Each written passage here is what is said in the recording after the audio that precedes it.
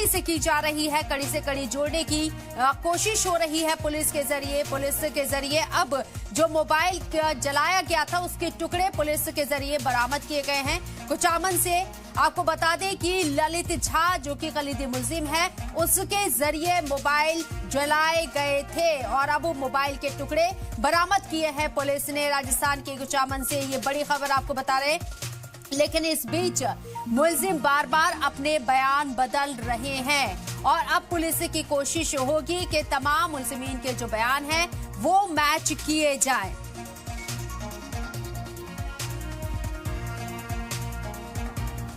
और इस मौजूद पर बात करने के लिए हमारे साथ संजय के चड्ढा साहब, senior advocate, supreme court of India मौजूद हैं। सर, इस्तकबाल है आपका सलाम टीवी में। मेरा सवाल आपसे यही है कि ये मामला बहुत हाई प्रोफाइल मामला है क्योंकि पार्लियामेंट में कहीं ना कहीं ये चूक हुई है सिक्योरिटी की।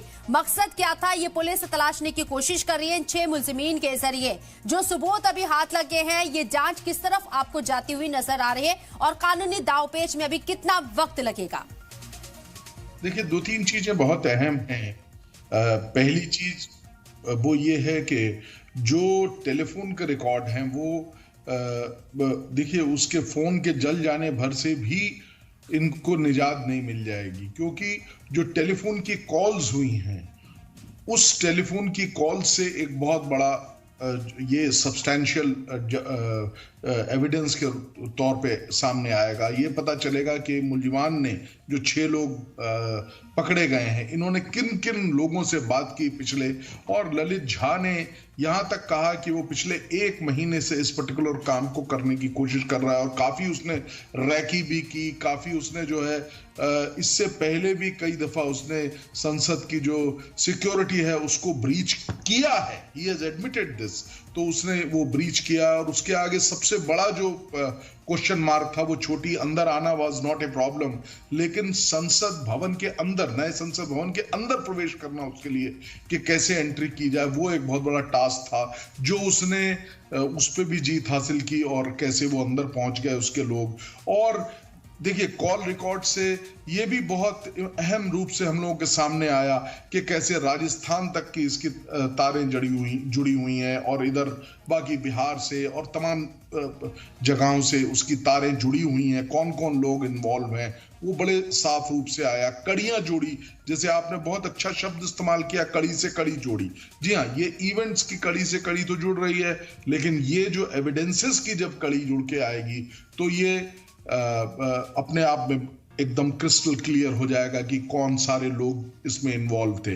हम सबके सामने उसकी, उस पूरे क्षेत्र की, उस जगह की वीडियोग्राफी भी है, आपने अभी दिखाया भी, तो वो भी एक बहुत अहम एविडेंस के तौर पे हमारे सामने आएगा। लेकिन इस दौरान संजय के चड्ढा साहब, जो मुलजिमीन है आपस में जो बयान इन लोगों ने दिए हैं, अब वो बयान बदल रही हैं। कोशिश होगी कि बयान को मैच किया जाए। क्या प्रोसेस रहने वाला है? देखिए, क्या होता है कि बयान से बदलने का और चेंज करने का ये मुलजिमान की हमेशा से कोशिश रहती है। उनका उद्देश्य ये होता है कि जो रूट कॉज है, जो मेन रीजन है जिस वजह से ये तमाम चीजें हुई हैं, क्यों किया, क्या अल्टीमेट इंटेंशन थी, क्या ऑब्जेक्टिव क्या था इस पर्टिकुलर एक्ट का, वो अपने आप में निकालने में जो इन्वेस्टिगेटिंग एजेंसीज हैं, पुलिस है, उनको जितनी दिक्कत हो वो उनके लिए मुलजिमान के लिए एक बहुत बड़ी जीत होती है। मेरा मानना ऐसा है।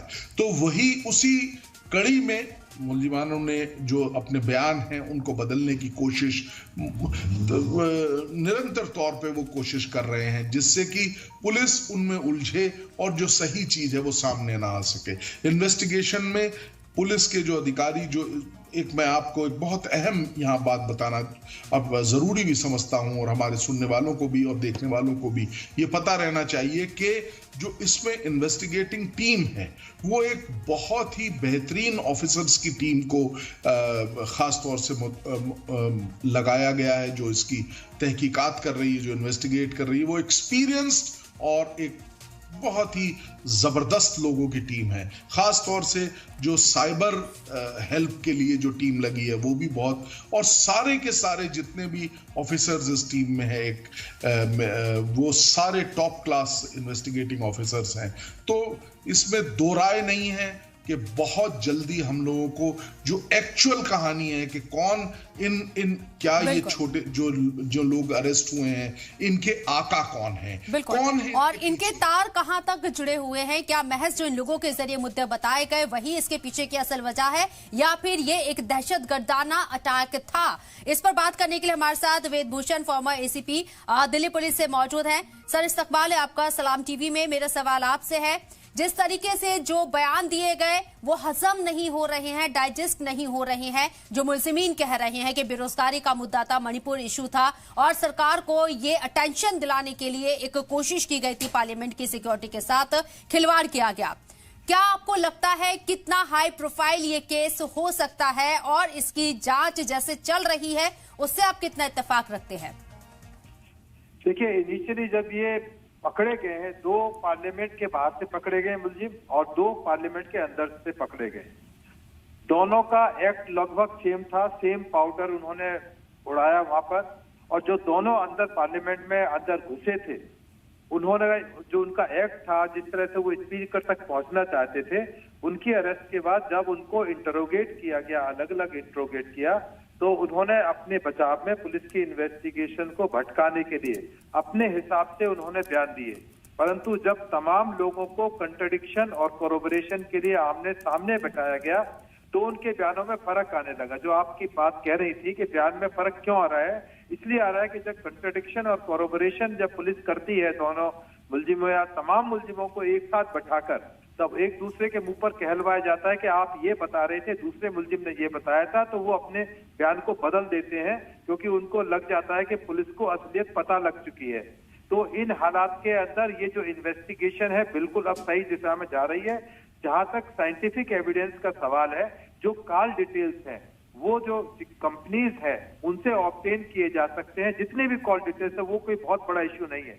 जो मोबाइल जले हुए हैं, यदि उनकी हार्ड डिस्क मिल गई और वो लेबोरेटरी में भेजी गई तो तमाम और जो राज हैं वो तमाम निकल कर आ जाएंगे। जो उनके व्हाट्सएप चैट है, फेसबुक पर हैं और कहीं भी है, वो तमाम चीजें प्रिक्योर की जा सकती हैं और ट्रायल के टाइम पर अदालत में उनको फिजिकल रूप से पेश किया जा सकता है। क्योंकि साइबर का जुड़ा हुआ मामला भी है इसके अंदर, क्योंकि जो तमाम जो इंटरनेट से कनेक्टेड चीजें हैं, जो सोशल मीडिया पर वो इस्तेमाल कर रहे थे, यूज कर रहे थे, और उनकी लोकेशन कहाँ कहाँ पर थी, किस तरह से लोग ये एक ही जो इसका व्हाट्सएप ग्रुप था, कैसे आपस में एक दूसरे को कनेक्ट हुए, कैसे ये कर्नाटक पहुंचे, कैसे एमपी को इन्होंने पास के लिए प्रेरित किया, कौन कंड्यूट था, कौन लोग इसको फाइनेंस कर रहा था, कौन कौन से जो इनके पास में और कोई एविडेंस इनके पास से, जैसा ये पता लग रहा है कि इनका उद्देश्य केवल यहीं तक नहीं था, इनका उद्देश्य था अपने आप को सेल्फ इमोलेट करना, अपने आप को जला लेना।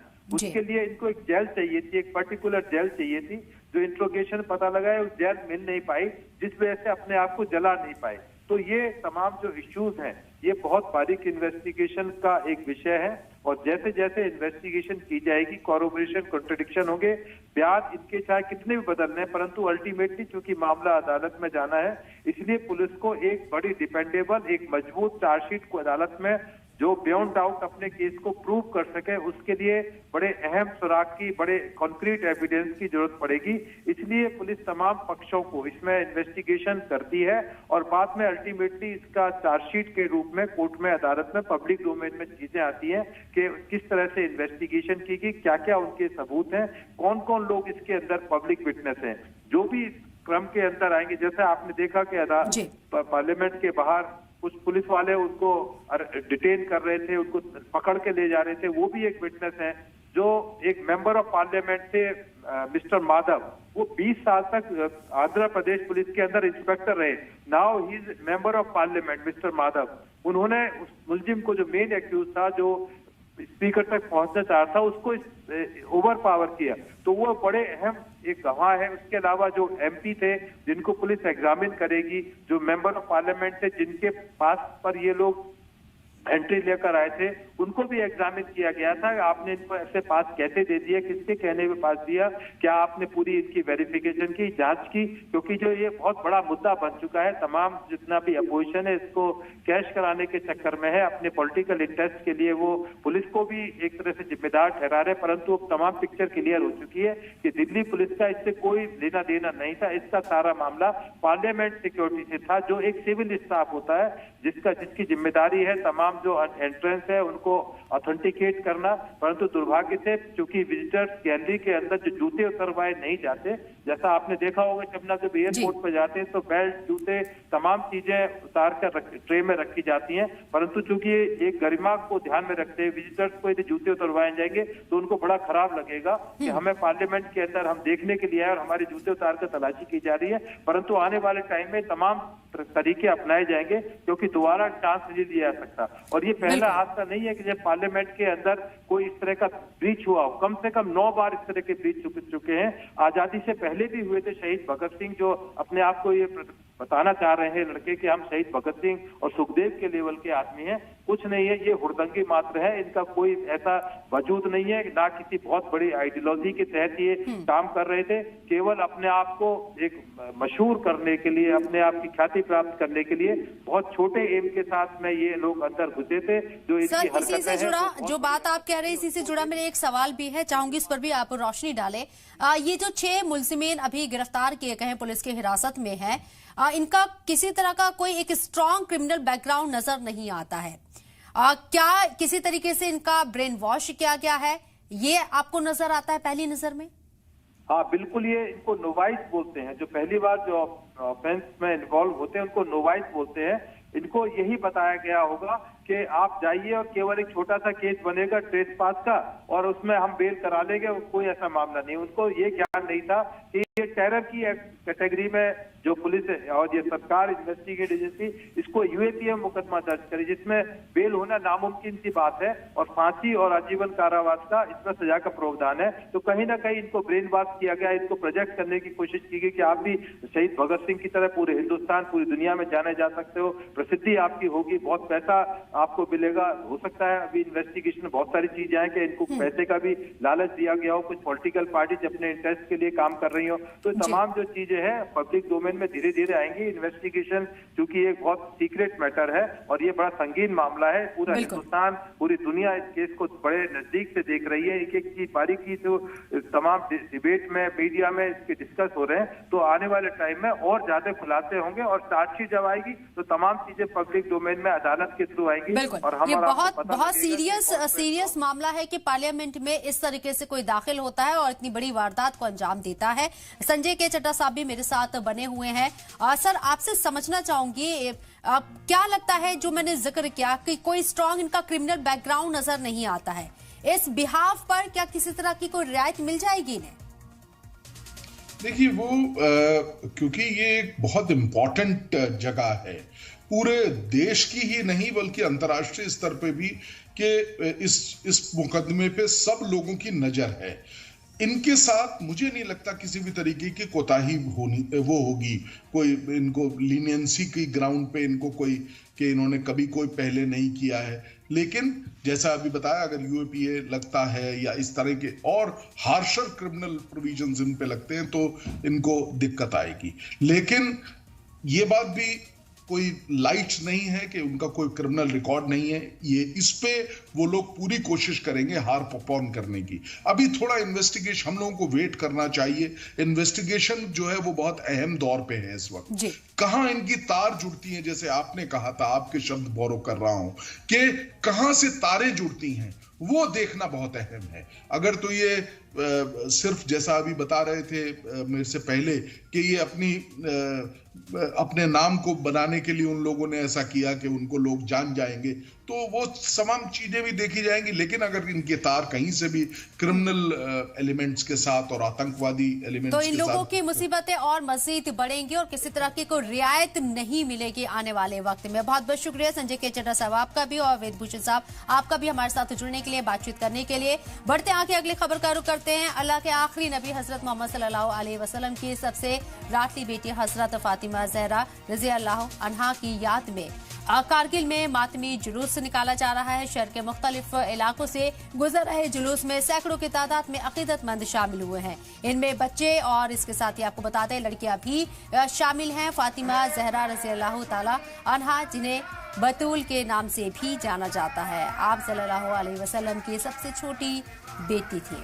इस्लामी तारीख में आपको बतूल के नाम से भी जाना जाता है। आपको बता दें कि पिछले 3 हफ्तों से कारगिल समेत लद्दाख यूटी के मुख्तलिफ मकामात पर मजालिस का एहतमाम किया जा रहा था और आज ही के दिन आपका इंतकाल हुआ था, जिसकी मुनासिबत में से आज कारगिल में बड़े पैमाने पर मातमी जुलूस निकाला जाता है।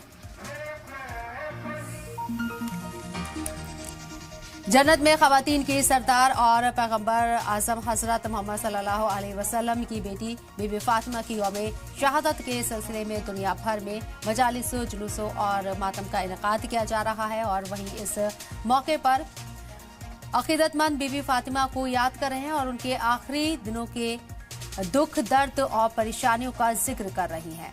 आपको बता दें कि बीबी फातिमा की शहादत उर्दू महीने जमादुस्सानी की 3 तारीख को मदीने में हुई थी और इस तारीख को यौम फातिमा या अय्याम फातिमी के तौर पर दुनिया भर में मनाया जाता है। ईरान के इमाम बारका इमाम खुमैनी में भी और मजालिसों का यहाँ इनेकाद किया गया। इस मौके पर ईरान के सुप्रीम लीडर आयतुल्लाह खामेनी समेत बड़ी तादाद में लोगों ने शिरकत की और पैगंबर आजम को उनकी बेटी का पुरसा पेश किया। और इसी के साथ फिलहाल इस बुलेटिन में इतना ही। दीजिए इजाजत, आता है।